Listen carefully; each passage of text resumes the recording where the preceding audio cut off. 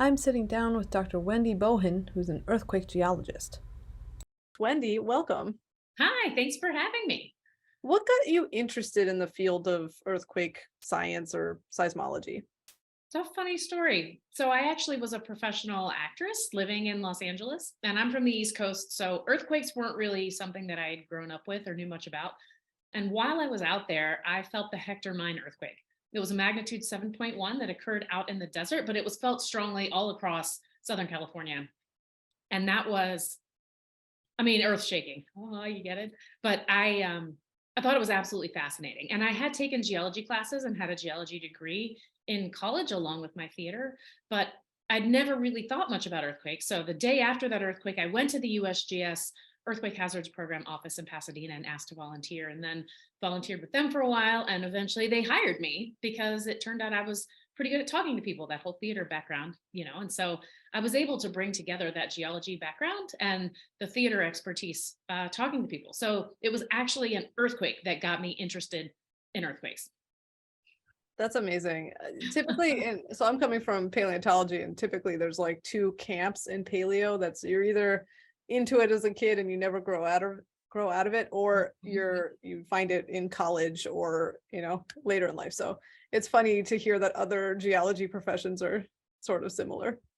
I mean, who knew you could be a geologist as a job? That wasn't something that was even on my radar as a possibility. So, yeah, absolutely. Can you explain what causes earthquakes and how we measure them? Sure. So let's back up and tell the story from the beginning. The surface of the earth is covered by a really thin skin of rock that we call the crust. And the crust is broken up into these big pieces called tectonic plates. And these plates are moving around over the surface of the earth really slowly. The places where they come together are the places where we have the most earthquakes. So plate tectonics is kind of the driving force that causes earthquakes, because it's the motion of the plates touching each other that causes them to happen. So we measure earthquakes using these little instruments called seismometers, and they measure how hard the ground shakes and the direction that it moves. Because an earthquake doesn't just move the ground up and down; it moves the ground up, sideways, down, and sideways in the other direction. So we want to record all of those motions in order to understand the earthquake in lots of different ways. How can we use these data from earthquakes to better understand Earth's interior? So, earthquakes are an interesting thing to study because we can't get down to the place inside the earth where they happen. So, we have to be really creative when we think about how to study them and how to learn from them. And the earthquake waves are very much the same. So, every earthquake releases energy in the form of waves, and we feel those waves as shaking. And those waves have different characteristics. Every earthquake creates the same kinds of waves. The first one is called a P wave. I think of it as a push pull wave.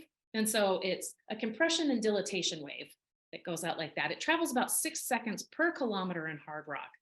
Now, the second wave is called an S wave or a shear wave. I call it a shaky, snaky wave, but it moves everything side to side. So the wave moves this way, but each particle moves back and forth. So it's a shearing motion. And that one travels more slowly, at about 4 kilometers per second in hard rock. Then we also have these other kinds of waves, Rayleigh waves and Love waves, that are called surface waves. And they move more like waves in the ocean, kind of in a circular motion. But waves travel both across the surface of the earth and through the earth's interior. And when they move through the earth's interior, there are lots of different layers and things inside the earth. It's not homogeneous inside the earth. And when they encounter any of those boundaries, they change. They can reflect, they can refract or change their angle, they may slow down, they may speed up. And all of those changes give us clues about what's down there. And so you may have experienced this in your regular everyday life. You ever had a cup of water and you put a pencil in it and it looks like the pencil's moved over to the side? That is the light that we're seeing being refracted, because the way it travels through the air and the way it travels through the water is at different speeds, the light. And so we see this sort of thing. Earthquake waves inside the earth do the same thing, and that's how we know what's inside different planets, including the earth and Mars. We've been talking a little bit about using seismometers. Can you tell us a little bit about how they're distributed over the surface of the Earth? Are they concentrated in places, or are they sort of evenly dispersed? The story of seismometers in general and seismic networks is interesting because it started in the 1950s during the Cold War. Seismometers can also be used to detect, for instance, nuclear explosions. And so the first seismometers were distributed around the world in the global seismic network to look at nuclear bombs going off, to be able to detect those in, a new way through waves that we measure inside the earth. Unfortunately, or fortunately, the surface of the earth is covered by a lot of water. About 70% of the surface of the earth is covered by oceans. And it's really hard and expensive to put seismometers on the bottom of the ocean. And so they tend to be concentrated on the land masses. On Earth, the land masses tend to be concentrated in the northern hemisphere. And certain countries have more dense seismic networks than others. So we do have, seismometers all around the world, and they are not as evenly distributed as we would like. And it's important to have a lot of seismometers. I think of them almost like pixels in a camera.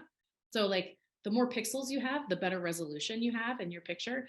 The more seismic instruments we have over the surface of the earth, the better resolution we have looking down inside of the earth. So we can always use more seismic instruments. We measure earthquakes in terms of their value on the Richter scale, as you mentioned. Can you tell us about the Richter scale and what that means? So there's two things. The first is one of those, just sort of an interesting earthquake, factoid. We don't actually use the Richter scale anymore, but it's become kind of like Kleenex, it's like a brand name for how you measure earthquakes, even though we don't really use that particular scale anymore. So in the 30s, Gutenberg and Richter came up with this Richter scale, which was a way of measuring the amplitude of the earthquake shaking, or how big the waves were. And they figured out a way to do it by looking at the amplitude of the waves and the distance that they were away from the earthquake.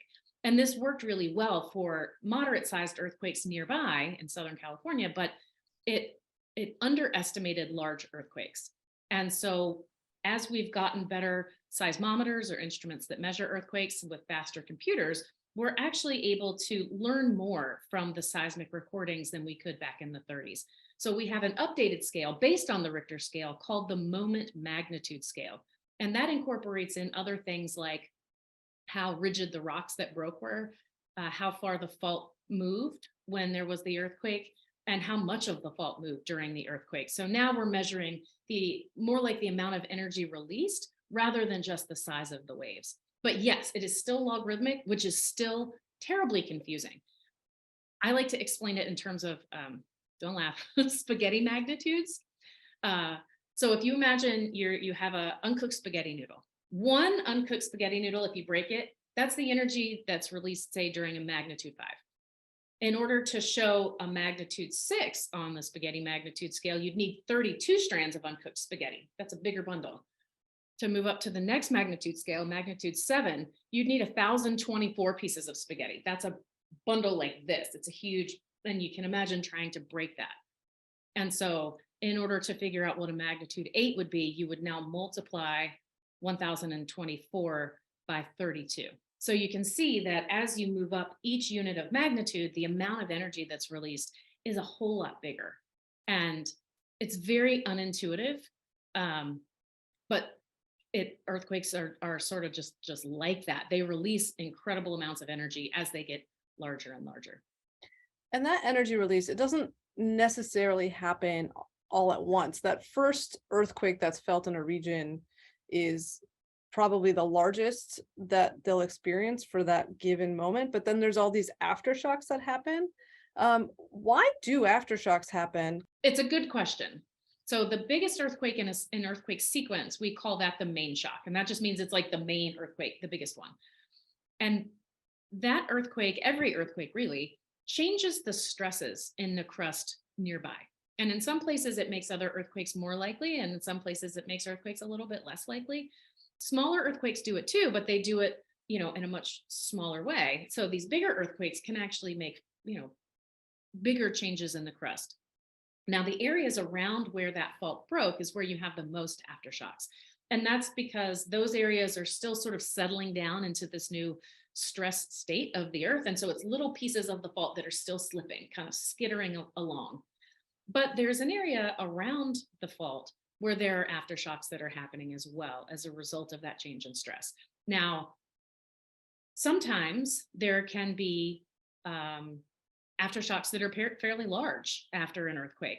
There's something called Bath's Law that helps us to get a good idea of how big an aftershock could be after an earthquake. And it's around a little bit more than 1 unit of magnitude smaller than the main shock. That's not always the case. We saw this in the earthquakes in Turkey recently. There was a magnitude 7.8 main shock, followed by a magnitude 7.5 aftershock. That was a little bit larger than what you would normally expect. And we see that in about 10% of earthquake sequences. Now, there's also a scenario where an aftershock can be larger than the main shock. This is pretty rare. It only happens 4 to 5% of the time. And when that happens, we have to change all the terminology. And that first earthquake will now be called a foreshock. And then the biggest earthquake will become the main shock. And then all of the other earthquakes afterwards are the aftershocks. So a lot of it is semantics. The important thing to recognize is that earthquakes that happen nearby each other and during a certain period of time are all related to each other. Is there a way to predict how many aftershocks a region might experience given a particular size of main shock? The basic idea is if you have, say, a magnitude 7 earthquake, you can expect about 10 magnitude 6 earthquakes. You can expect about 100 magnitude 5 earthquakes, about 1,000 magnitude 4s, and so on. Now, that doesn't always hold true. That's more like a ballpark figure. It could be, 9 times less for each step like that. But you can expect it to be about 10 times, for each magnitude step down, generally speaking. The Earth is a very complicated system, and we can see that these rules and relationships are often what we see, but not always what we see. It gives us guidelines that we can go by. Is there a particular timing for each of those levels? Like, would you expect these aftershocks to all happen within a few weeks of that main shock, or can it go on for months after, or does it depend? Yeah, that's a good question. Aftershock sequences can last for months or even years after the main shock. We do know there's something called a Maury's law, where aftershocks will decrease in time based on a certain mathematical formula. And so you're going to have the most aftershocks right after the event, and they're going to decrease as you move in frequency, as you move away from the earthquake. But the magnitudes of those quakes do not necessarily decrease. You could have a large aftershock late in the aftershock sequence. That's not out of the realm of possibility. So they do decrease with time, but they can last for a really long time. And it depends on how much seismicity there was in the area before, because we consider earthquakes nearby to be part of the aftershock sequence until that area has returned to the background level of seismicity that existed before the main shock happened. So it can take a long time in some cases for the aftershock sequence to die away. Is there a chance that artificial intelligence and these machine learning tools could help us predict earthquakes in the future? I don't know. It's difficult to say what machine learning can do. We cannot predict earthquakes right now for a lot of reasons. One of which is that in order to predict them, there would have to be something that would tell us that the earthquake was coming. We call that an earthquake precursor. And in order for it to really be a good precursor, it has to happen before every earthquake. And we have to be able to measure it. So we have done experiments looking for earthquake precursors, and those are ongoing right now. For instance, we drilled down into the San Andreas Fault, something called the San Andreas Fault Observatory at depth. And there were a lot of instruments that were put down there trying to capture at depth where earthquakes nucleate or start. What happens right before that? Is there a signal? Is there some microseismicity? Is there a change in the amount of water? Is there a change in temperature? And we didn't find anything. Didn't see any earthquake precursors. Now, is that because they don't exist? Is that because we don't know what we're looking for? Is that because we can't measure it? I don't know the answer to that. And so without knowing what happens before an earthquake and before every earthquake, it's difficult to say exactly when that earthquake is going to happen.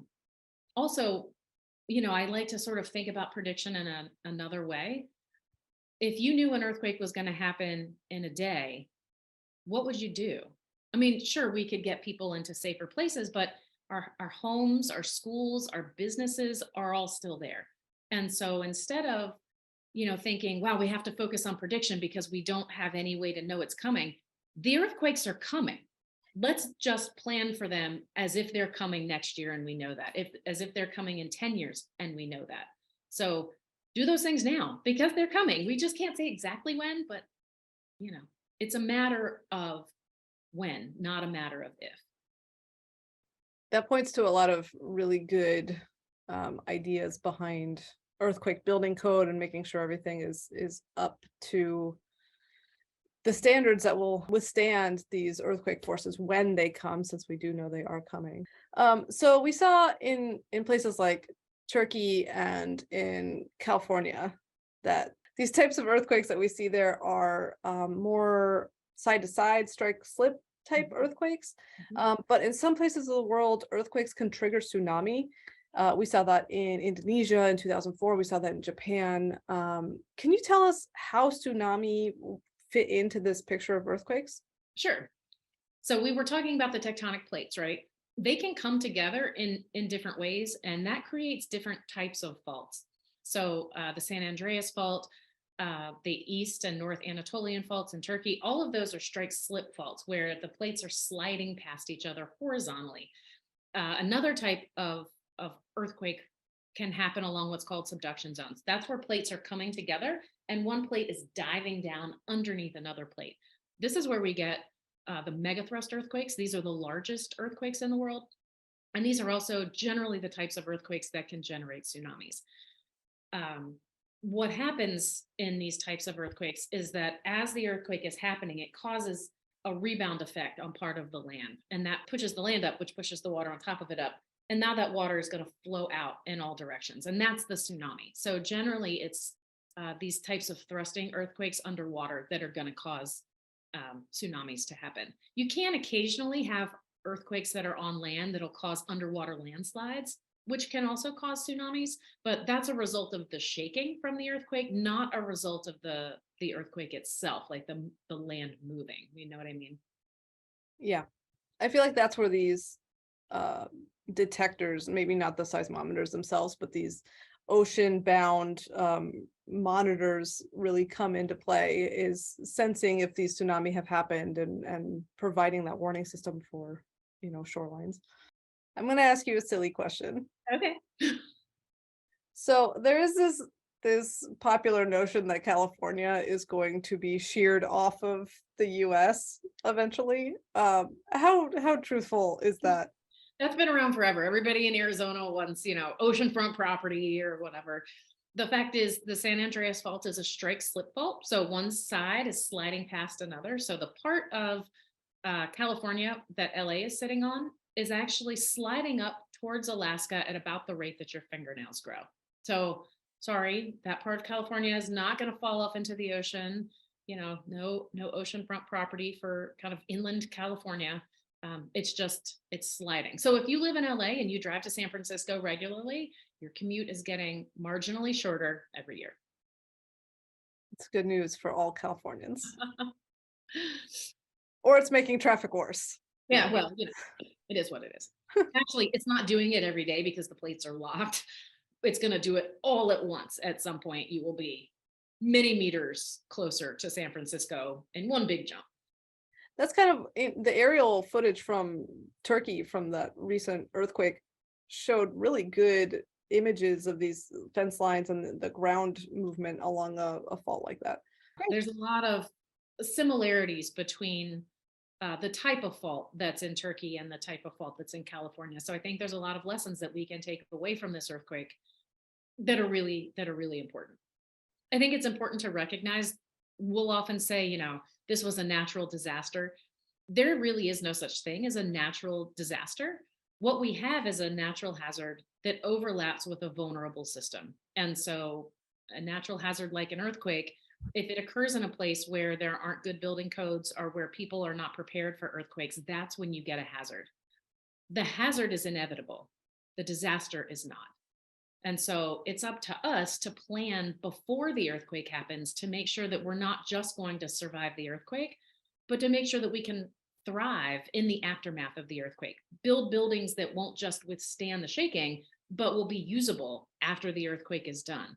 Because, we can see just the incredible amount of rebuilding that's going to have to be done in Turkey. It's going to take a really long time. So anything that we can do to prepare ahead of time to make sure that our schools, our hospitals, our homes are usable after the quake, that's worth investing in now. And this is the time to think about it now before it happens. Especially now, since they already have to rebuild to construct new things that are going to be able to, withstand those forces and be usable afterwards is a great point. Wendy, thank you so much for being here today with us. So thanks for having me. This was a lot of fun. I appreciate the invitation. We'll see you next time on Science on the Street.